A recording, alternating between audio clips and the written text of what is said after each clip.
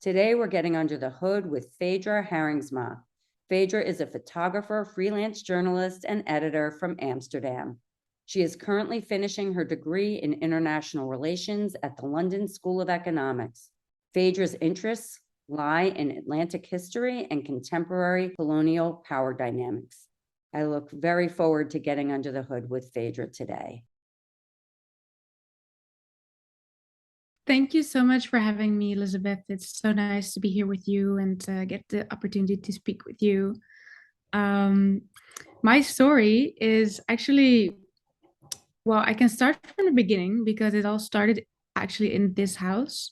So I'm from Amsterdam. I was born and raised here, and I am currently indeed finishing my master's in London. So for the past 2 years, I was kind of living between Amsterdam and London. I am now working as a freelance journalist and as a photographer, which I am enjoying a lot. It's really, the opportunity to be able to write and to take photos, and well, try to make a living from that is really so nice, because it is what I really love. I think that's pretty much it. Now I came back after studying and have the privilege to be able to work as a freelance journalist, now professionally, instead of just as a hobby. So that's really nice. I think, well, if I would have to pick one, or one that like is kind of like the thread through my work or life, I think it's my ability to connect with other people um, on a personal level, I think. But that's not something that I've always had. Um, I was extremely shy as a kid, really shy. And that really changed when I was 15 years old and went to do an exchange in Italy, which, I'm super grateful that my parents allowed me to do that and also had the resources to allow me to do that. Because what I did is I lived with an Italian host family for a year, for 9 months, and I was living in this very tiny provincial city in the province of Bari, in Puglia, in the south, in the very south of Italy. What really mattered was that everyone was so hospitable and so interested in me as well. People wanted to know everything about me. Um, so that was really an exercise in introducing myself about 1,000 times, and telling the same story over and over and over again. And that really forced me to become more sociable, because it's also just a skill.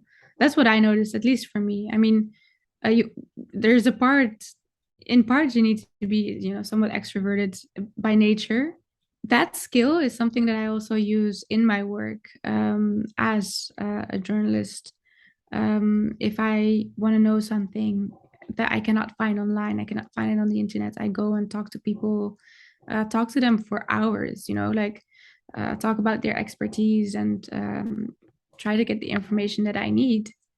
Um, Later, during my or after, between my bachelor's and my master's, I did an internship at the embassy in Kuwait, which was a completely different radical life change, compared to the Netherlands, being a journalist, but also working in this more formal setting, at an embassy, and talking to, sometimes to a CEO of an oil company, and then the next day you go to a shelter where abused migrant domestic workers are being sheltered, who've gone through a lot. So really, like, talking to all these different people, and see, how you can improve a situation, um, for me requires that superpower, that connection.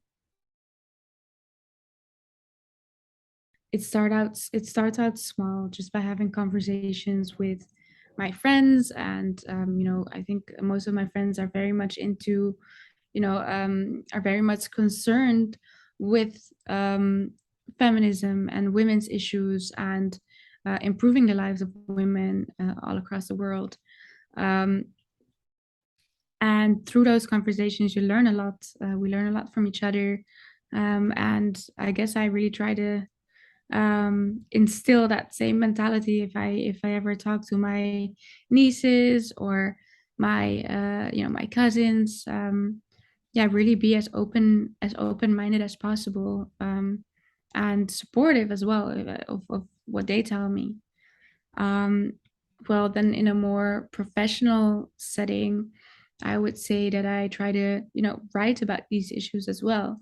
Next week, I want to write a column about the protests that are happening in Iran right now, um, because there is so much more than just protests against the hijab. They're a struggle of women who want to decide how they dress, how they present themselves. They don't want to be policed by the state or by the patriarchy, for that matter. I really try to keep to this idealistic mindset that it is necessary to all be successful and to use your full potential as a human being and to be able to do what you love to do, um, with as much support as possible. Awesome. Thank you so much, Phaedra. That was great.